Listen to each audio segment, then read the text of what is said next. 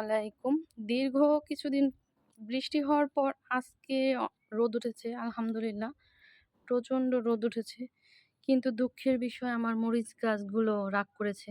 তারা এত রোদ পছন্দ করছে না। কিন্তু কিছুই করার নেই। কি আর করার বলেন? আর এইদিকে হচ্ছে বরবটি গাছ।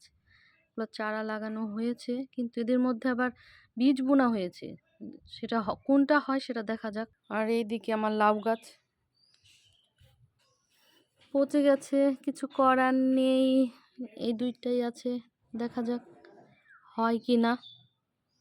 আর এদিকে আমার এটা বরবটি গাছ, কিন্তু এটা হচ্ছে যে এখনো ফুল ছাড়েনি, দেখা যাক কি হয়। এটার মধ্যে আবার লাউ গাছ আছে, কুমড় গাছ আছে, সব আসলে একটার মধ্যে দেওয়া হয়েছে, তো যেটা হয়।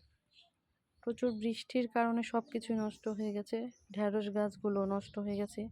এদিকে দেখেন বৃষ্টির জন্য ছাদে আসিনি, ঢেঁড়সগুলো বাড়তি হয়ে গেছে, পেকে গেছে, এগুলো আর খাওয়া যাবে না।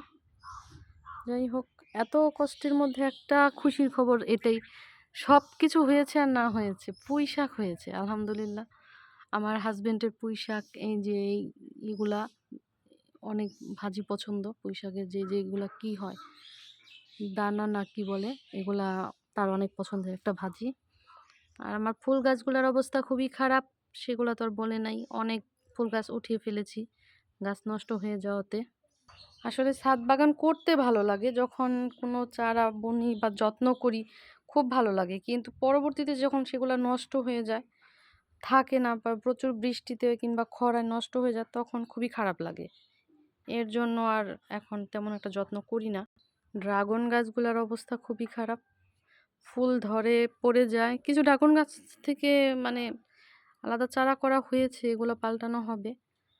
কিছু হয়েছিল ড্রাগন, কিন্তু তেমন একটা ভালো হয়। যাই হোক, এগুলা নতুন করে ধনিয়া গাছের চারা ফেলা হয়েছে, এখনো হয়নি, তো ইনশাল্লাহ হবে, আশায় আছি।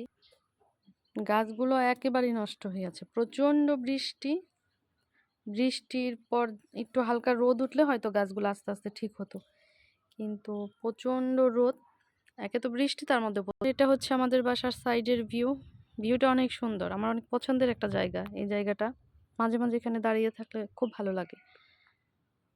আর এই যে এইদিকে কাকের আর কি দোষ, বেচারা কি বা খাবে। এখানে আম সত্য রৌদ্রে দিয়েছিল বড় ভাবি, সেগুলো সব কাক খেয়ে ফেলেছে। আর আজকের মেনুতে ছিল পুঁটি মাছ ভাজা, উস্তা ভাজি, পুঁটি মাছ দিয়ে ধুন্দল দিয়ে, আর এটা হচ্ছে ইলিশ মাছ, এখানে হচ্ছে শসা লেবু। আজকের ভিডিওটা এই পর্যন্তই। আল্লাহ হাফেজ।